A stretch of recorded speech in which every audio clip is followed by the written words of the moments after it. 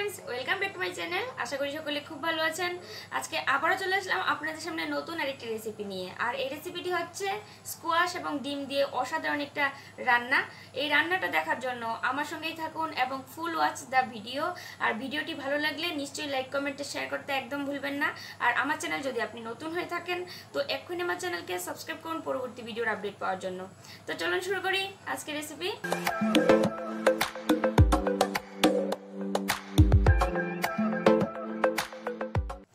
तो ভিউয়ার্স আমি প্রথমেই কড়াইটা বসিয়ে দিয়েছিলাম আর কড়াইটা গরম হয়ে যাওয়ার পর আমি এখানে রিফাইন তেল দিয়ে দিলাম।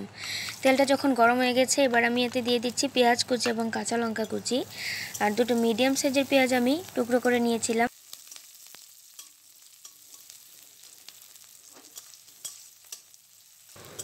এবার এতে আমি অ্যাড করব স্কোয়াশগুলো। আর স্কোয়াশগুলো আমি যে এইভাবে টুকরো করে রেখেছিলাম স্কোয়ার সাইজ করে। স্কোয়াশের রেসিপি বিভিন্নভাবেই বানানো যেতে পারে, নিরামিষ বানানো যায়, আবার এইভাবে সাধারণত কিন্তু কেউ করে না। এভাবে একদিন করে দেখবেন, অসাধারণ লাগে খেতে। এটা রুটি বা ভাতের সঙ্গে পরিবেশন করতে পারেন।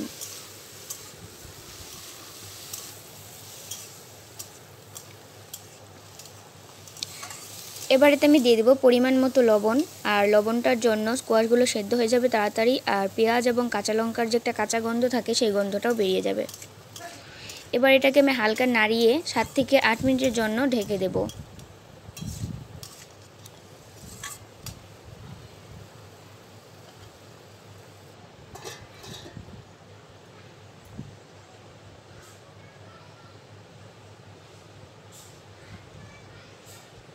তো আমি 8 মিনিট পর ফিরে আসলাম। এর মাঝখানে আমি ঢাকনা খুলে আবার একটু নাড়িয়ে দিয়েছিলাম। দেখুন, দেখলেই বোঝা যাচ্ছে যে স্কোয়াশগুলো প্রায় সেদ্ধ হয়ে গেছে। এবার এতে আমি দিয়ে দেব পরিমাণ মতো হলুদ গুঁড়ো। বেশি হলুদ গুঁড়ো লাগবে না, যেহেতু এটা ভাজি, তার জন্য অল্প কিছুটাই দিলাম। 2 থেকে 3 মিনিটের মতো এটা আমি ফ্রাই করে নিচ্ছি। তারপরে আমি এখানে ডিমটা অ্যাড করব।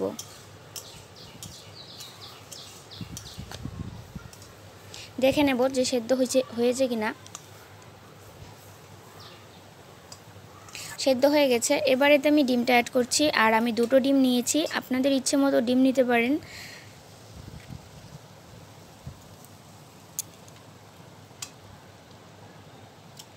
আমি 2টো ডিমই দিয়ে দিলাম। এবার আবারও আমি এটা নাড়িয়ে দেব।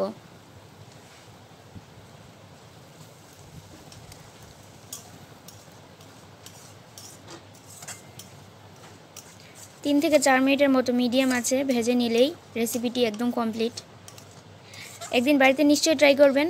আর আপনাদের মতামত নিশ্চয়ই কমেন্ট বক্সে জানাতে ভুলবেন না। আজকের এই ভিডিওটি যদি ভালো লেগে থাকে তো নিশ্চয়ই লাইক এবং শেয়ার করবেন। আর আপনি যদি আমার চ্যানেলে নতুন হয়ে থাকুন তো এক্ষুনি আমার চ্যানেলকে সাবস্ক্রাইব করুন পরবর্তী ভিডিওর আপডেট পাওয়ার জন্য।